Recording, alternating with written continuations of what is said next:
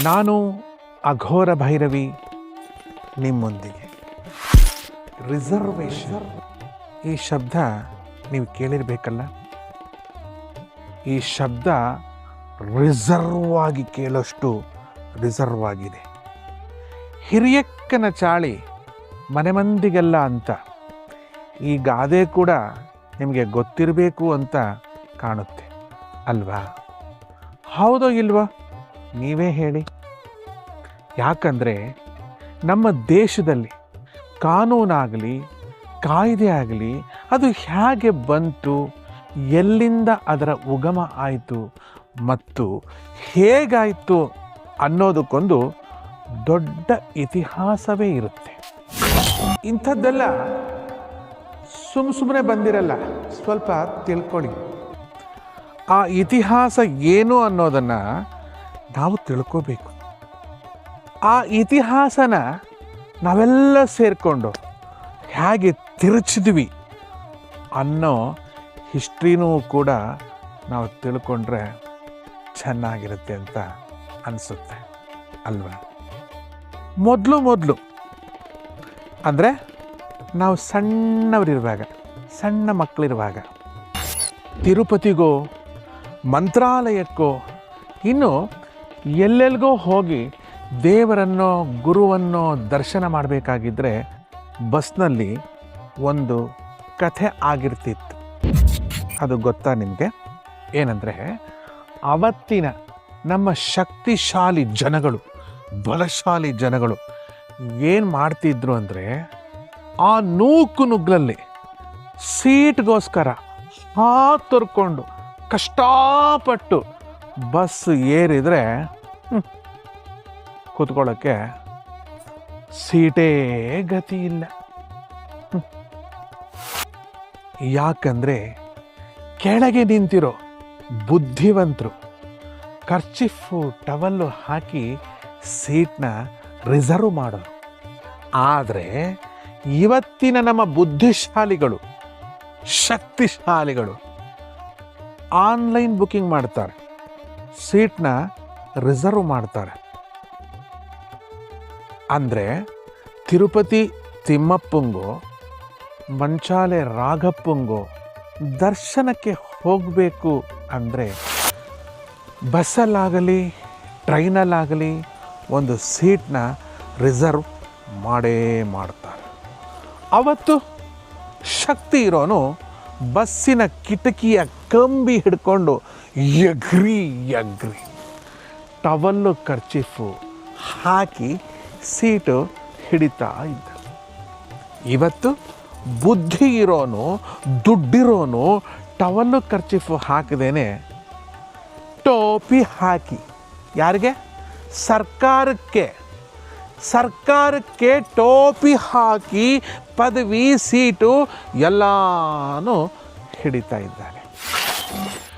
ಈ ಎರಡೂ ಸಂದರ್ಭದಲ್ಲೂ ಸಮಾಜದಲ್ಲಿರೋ ಕಡು ಬಡವರು ಮತ್ತು ಬಲಹೀನರು ಬಸ್ಸಲ್ಲಿ ಎಗರಕ್ಕಾಗದೆ ಕಾಲ್ಮುರಿಯ ನಿಂತ್ಕೊಂಡು ಹೋಗಿ ಗೋವಿಂದ ಗೋವಿಂದ ಗೋವಿಂದ ಅಂದ್ಕೊಂಡು ಧರ್ಮ ದರ್ಶನ ಮಾಡಿಕೊಂಡು ವಾಪಸ್ಸು ಅದೇ ಬಸ್ಸಲ್ಲಿ ಕೂತ್ಕೊಳ್ಳೋಕ್ಕೂ ಜಾಗ ಇಲ್ಲದೆ, ನಿಂತ್ಕೊಳ್ಳೋಕ್ಕೂ ಆಗದೆ ಒದ್ದಾಡಿಕೊಂಡು ಕಡೆಗೂ ನಿಂತ್ಕೊಂಡೇ ಬರ್ತಾರೆ.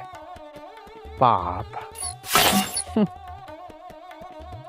ಕಡುಬಡವರು ಮತ್ತು ಬಲಹೀನರು ಇವರಿಬ್ಬರು ನಮಗೆ ಬಸ್ಸಲ್ಲಿ ಸೀಟ್ನಲ್ಲಿ ಜಾಗ ಸಿಕ್ಕಿಲ್ಲ ಅಂದ್ರೂ ಪರವಾಗಿಲ್ಲ, ಕಡೇ ಪಕ್ಷ ಫುಟ್ಬೋರ್ಡಲ್ಲಿ ಕುತ್ಕೊಳ್ಳೋಕ್ಕಾದ್ರೂ ಜಾಗ ಸಿಗಲಪ್ಪ ದೇವರೇ ಅಂತ ಆ ಕಾಣದ ದೇವರಲ್ಲಿ ಜೀವನಾಪೂರ್ತಿ ಹೇಳ್ಕೊತಾರೆ. ಪಾಪ. ಈ ಬುದ್ಧಿಶಾಲಿ, ಈ ಶಕ್ತಿಶಾಲಿ, ಈ ಬಲಶಾಲಿ, ಈ ಎಲ್ಲ ಶಾಲೀನತೆ ಇಲ್ಲದ ಶಾಲೆಗಳ ಕಪಿ ಮುಷ್ಟಿಯಿಂದ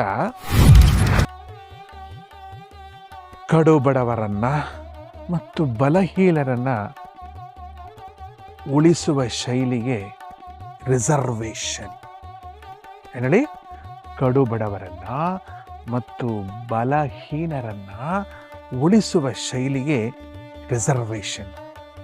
ಇವತ್ತು ಯಾರೆಲ್ಲ ಹೋಗಿ ಆ ರಿಸರ್ವೇಷನ್ ಅಕೌಂಟ್ನ ಫಾಲೋ ಮಾಡ್ತಾ ಇದ್ದೀರಲ್ಲ, 6 ಮಿಲಿಯನ್ ಪೀಪಲ್, ನೀವೆಲ್ಲ ಒಂದಲ್ಲ ಒಂದು ಟೈಮಲ್ಲಿ ಖರ್ಚೀಫು ಹಾಕಿರೋರೆ, ಟವಲ್ಲು ಹಾಕಿರೋರೆ, ಟ್ರೈನು ಬಸ್ಸು ಹತ್ಕೊಂಡು ರಿಸರ್ವೇಷನ್ ಮಾಡಿಕೊಂಡು ಹೋಗಿರೋರೆ ಅಲ್ವಾ? ರಿಸರ್ವೇಷನ್ ಇರೋದು ತಪ್ಪಲ್ಲ. ನಮ್ಮ ದೇಶದಲ್ಲಿ ರಿಸರ್ವೇಷನ್ ಇರೋ ರೀತಿ ತಪ್ಪು. ಇವತ್ತಿನ ರಾಜಕಾರಣದ ವ್ಯವಸ್ಥೆ ಆ ರಿಸರ್ವೇಷನ್ ಸಿಸ್ಟಮ್ನ ವ್ಯವಸ್ಥೆಯನ್ನೇ ಹಾಳು ಮಾಡಿ ಹದಗೆಡಿಸಿ ಬಿಟ್ಟಿದೆ. ರಿಸರ್ವೇಷನ್ ಇರಲಿ, ಏನೂ ತೊಂದರೆ ಇಲ್ಲ.